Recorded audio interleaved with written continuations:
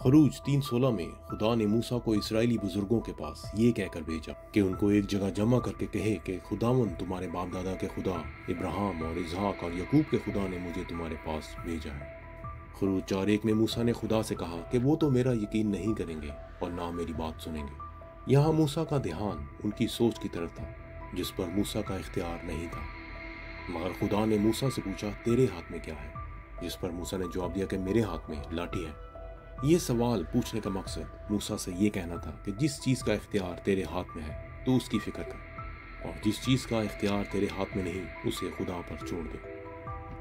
इसी तरह का वाक़या नए अहदनामे में भी हम पढ़ते हैं, जब मसीह यीशु ने शागिर्दों को हुक्म दिया कि 5,000 की भीड़ के खाने का बंदोबस्त किया जाए। शागिर्दों का ख्याल था कि अंधेरा होने से पहले उन्हें रुखसत किया जाए ताकि वो आसपास के गांव में जाकर अपने लिए कुछ खाने पीने का बंदोबस्त कर सकें। मगर मसीह यीशु ने शागिर्दों को मत्ती 14:16 में कहा कि तुम ही इन्हें कुछ खाने को दो। शागिर्दों को फिक्र थी कि वो इस वीराने में इतनी बड़ी भीड़ के लिए खाने का इंतजाम कैसे करेंगे। ये काम उनके इख्तियार से बाहर था। मगर जैसे खुदा ने मूसा से पूछा था कि तेरे हाथ में क्या है, उसी तरह मसीह यीशु ने मरकज़ 6:38 में शागिर्दों से पूछा कि तुम्हारे पास कितनी रोटियां हैं। मसीह यीशु का भी ये सवाल पूछने का मकसद वही था कि तुम उस बात की फिक्र करो जो तुम्हारे इख्तियार में है।